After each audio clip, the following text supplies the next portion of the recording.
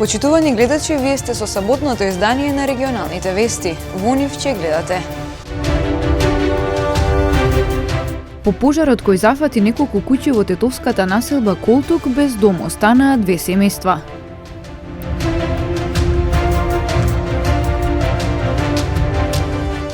Представници на невладиниот сектор, стручни лица и граѓани вчера даваа предлози што треба да се направи за попова шапка на јавна дебата, иницирана од градоначалникот Касами.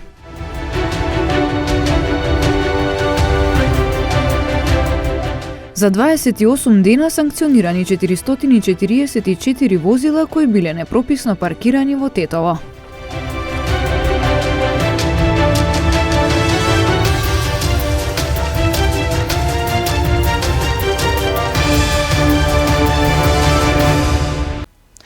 По пожарот кој зафати неколку куќи во тетовската населба Колтук, без дом останаа 2 семејства. За среќа, сопственикот на опожарената куќа кој завршил со изгореници сега е во стабилна состојба, но материјалната штета е голема. Дополнително пожарникарите велат дека објектите се опасност за минувачите.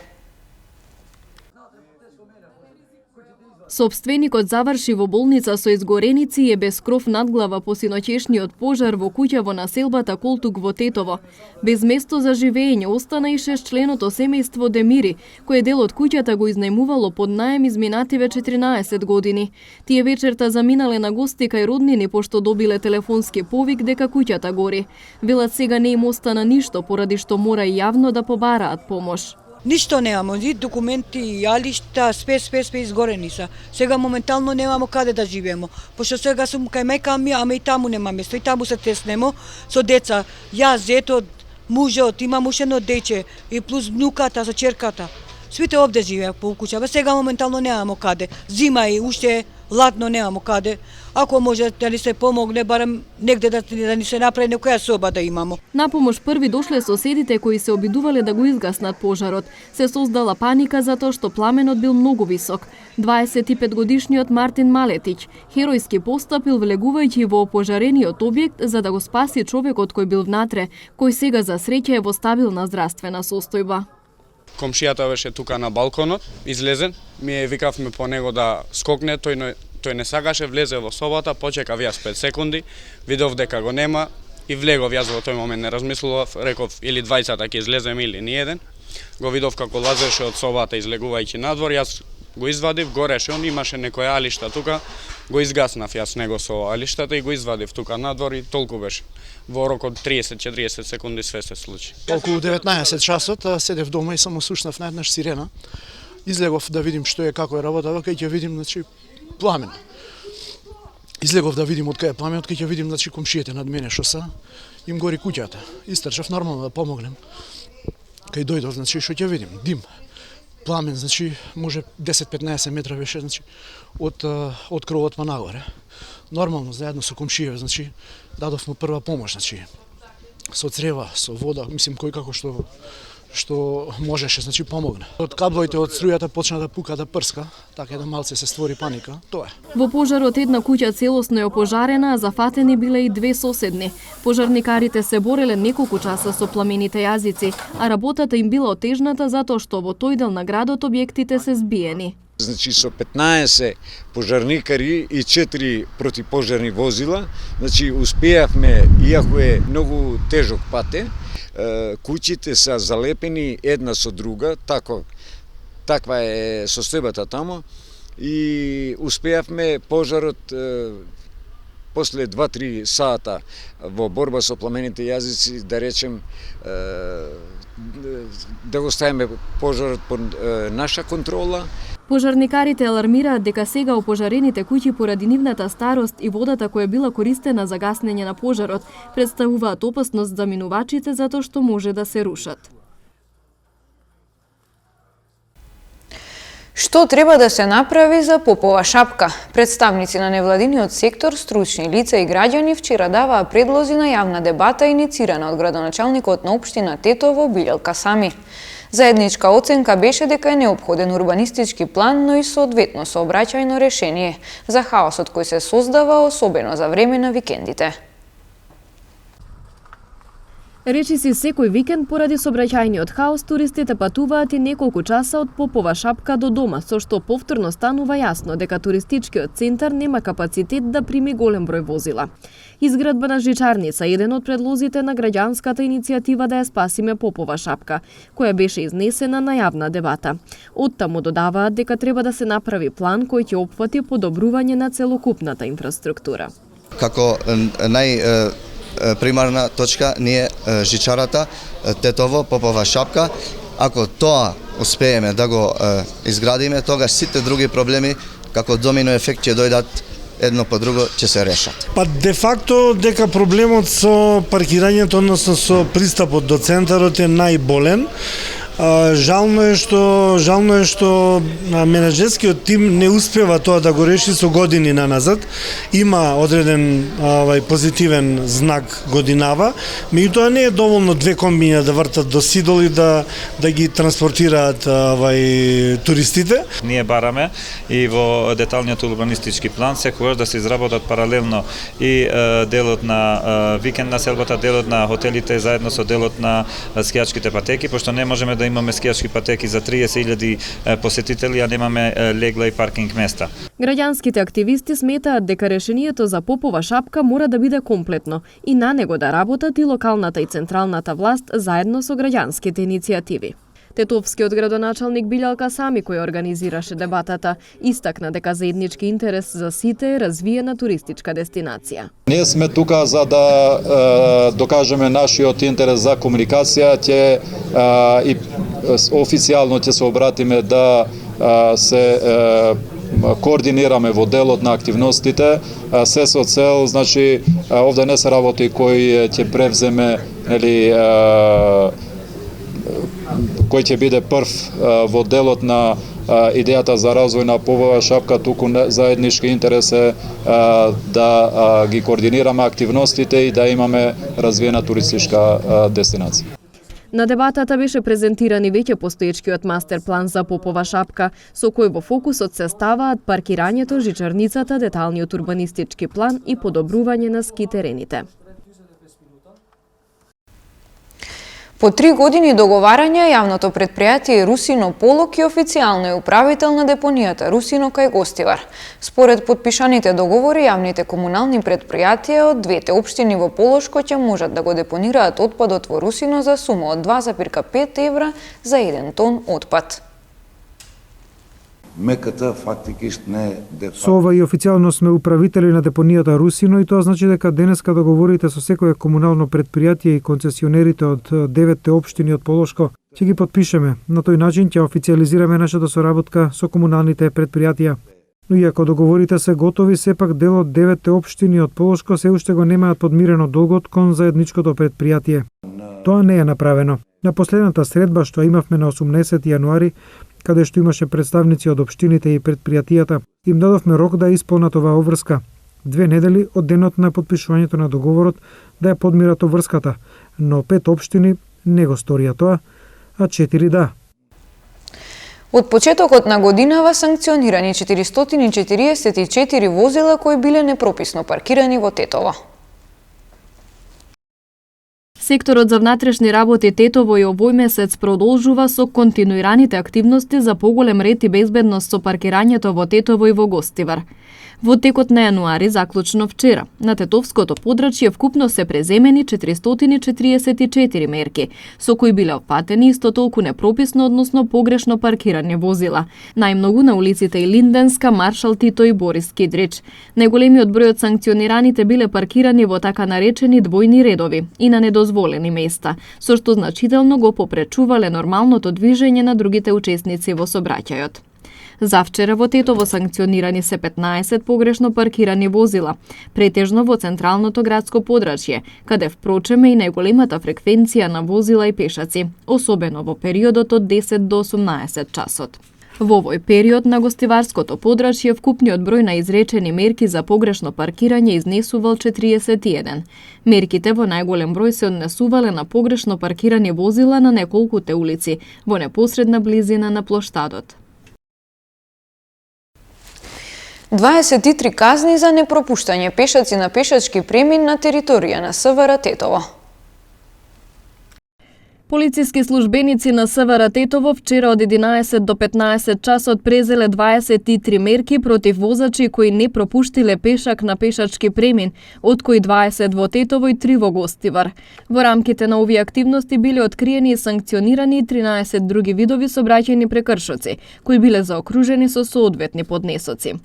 СВР Тетово и во наредниот период ќе продолжи со вакви и слични активности и апелира до возачите, секогаш да ги пропуштаат пешаците, односно да ги почитуваат сообраќајните правила и прописи. Инаку вакви активности вчера биле спроведени на територијата на целата земја, при што вкупно биле санкционирани 213 возачи.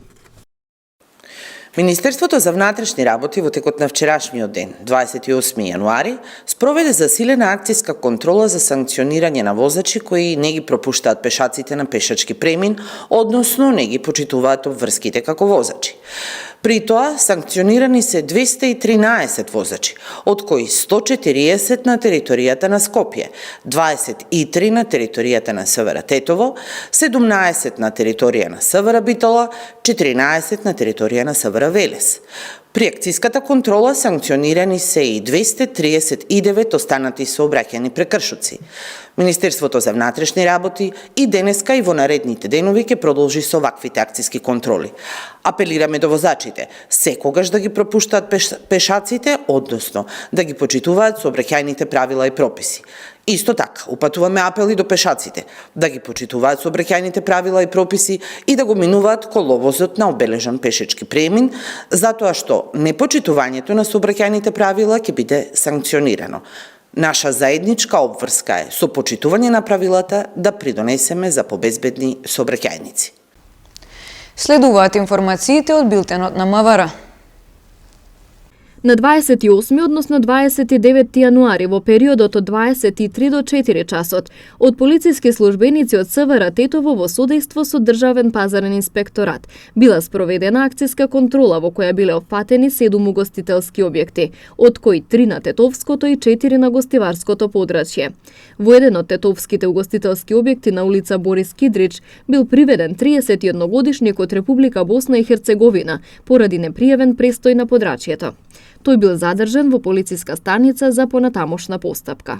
Ноќеска во 2 часот и 50 минути во село Боговиње Тетовско, полицијата лишила од слобода 2 лица од село Дебреше на возраст од 25 и 28 години, кои се превезувале со патничко возило Ауди А3 со гостиварски регистерски ознаки, затоа што кај нив била пронајдена марихуана. По целосно документирање на случајот ќе биде поднесен соодветен поднесок. Од МВР информираат и дека вчера во 17 часот и 15 минути 20 годишна тетовка пријавила дека во Тетово на улица Браќа Миладинови била касната од куче скитник. Познатата пејачка Ава Макс позираше во негов фустан на насловна страница, а неодамна негова креација побара и Елена Карлеуша. Учествуваше на модната недела во Лондон, но дизајнерот Златко Јовановски, или познат како Jay-Z J, вели дека допарва модниот свет ќе слушне за него. Во продолжение следува разговорот со нашиот талентиран тетовчанец.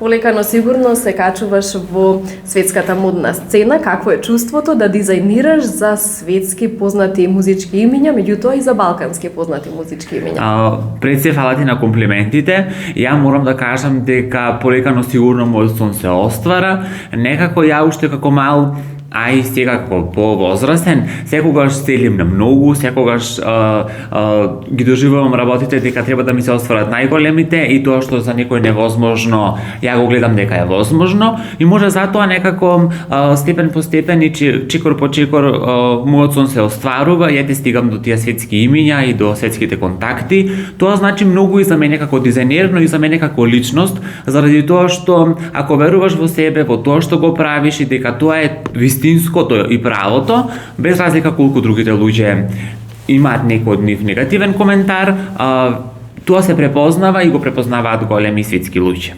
Така, изминатиот период твоето име се поврзуваше со Елена Карлеуша и со креациите кои што ти ги направи за неа. Колку е значајно, нели, да создаваш креации за вакви познати музички имиња и колку ја одбележува твојата кариера?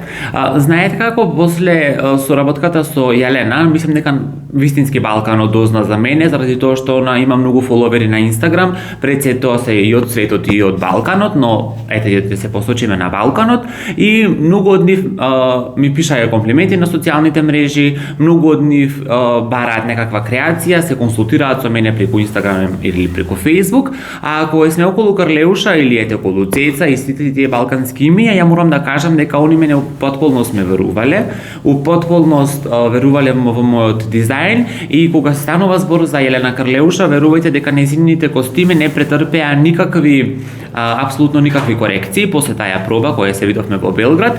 Ја имав нејзини мерки и моите две насоки за нејзините костими беа Златко ми рече она, Златко те молим само да бидат фул украсени и да биде многу голи. И со тоа да бидат многу голи и да бидат фул украсени, ја ги направив тие креации и ги однесов за Белград. И мене ми е многу драго што на неа на прва и се свиѓаја, костимите не претрпеа апсолутно никакви корекции и она одма ги искористи околу Нова година за нејзините фотошутинзи за видеоспот. Тоа се што беше емитувано околу Нова година, но исто така морам да кажам дека мене колку што ми е драго што дизајнирам за најголемите балкански имиња, и Цеца, и Карлеуша, и Сунимала и од Албанија, и Фиола Морина од Приштина, мене ми е посебно драго што моето име полека, но сигурно влага и во светските води, заради тоа што моја креација, јас тоа го сметам како за мој најголем успех до сега и успех на мојот бренд. Креација на Avamax носеше, односно Avamax, светското име, носеше креација моја на насловна на еден магазин. И тоа за мене беше бум, беше овација од секакви реакции од светот, од стилисти што ме контактираја исто така од светот и за мене искрен да бидам, не мислев дека толку рано ќе ми се случи толку голем успех. После тоа нели беше и моја креација кај Тајга во спот, креација моја во Саут Африка, Гламур списанието, исто така Космополитан списанието имаше 3 мои креации, после тоа уште еден членак излезе со уште една. Ред под ред, полека сигурно моето име се јавува на таму некои светски имиња, мислим на светски списанија и мене ми е особено драго поради тоа. Што најчесто бараат твоите клиенти?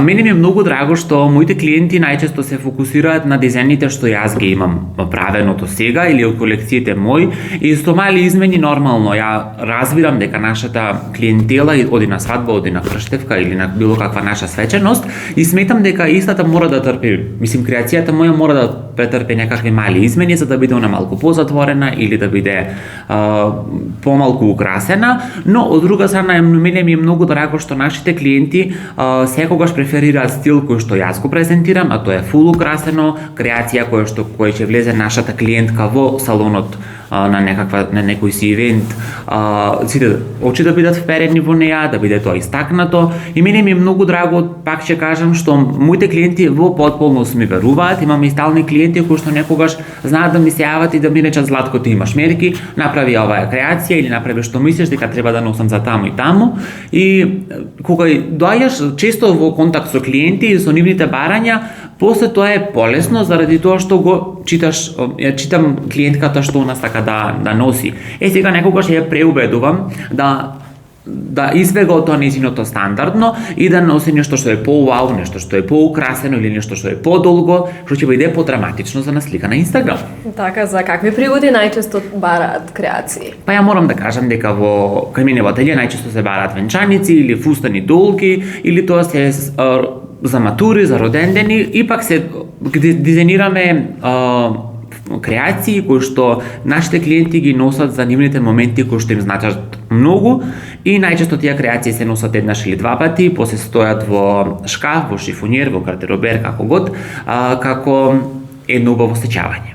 Тоа значи ли дека најмногу во летниот период имаш работа? Да, кај нас некако, ајде ако можам така просто да се изразам, жетвата на свадбарските моменти, сите свадбарски дејности, се што е поврзано со свадби и со матури е во лето, така да, тогаш имаме многу повеќе работа, но поради поради зголемен капацитет на фустани, истото темпо на работа, нашите фустани се закажуваат на зима, некои се закажуваат на пролет, за да бидат готови после неколку месеци. Кога имаш најмногу мотивација и креативност? Кога сум сам, кога сум дома, кога и тогаш сум слободен и тогаш слушам музиката која што јас сакам и тогаш дизајнирам тоа што јас сакам и тоа што јас мислам и тоа се углавном креации за моите реви, за моите колекции, за нешто што јас го презентирам како мое. А поредко е тоа custom-made. Ипак custom-made креациите за клиентите се создаваат и се дизајнираат во ателје. Кои се твоите планови за оваа година? Ја оваа година се надевам дека ќе успеам да направим ревија. Прошлата година немав ниту една ревија поради пандемијата. Ја се надевам дека ревијата ќе се случи и тука и во странство. Ја би сакал многу да имам ревија и во Македонија, бидејќи имам од тука купци, односно клиенти, кои што сметам дека треба да го доживеат оној гламур и сеј што го презентирам ја на Инстаграм кога идам во светот да презентирам моја ревија, истата ревија која би се презентирала во Македонија да го осетат тоа во 4 очи и во живо.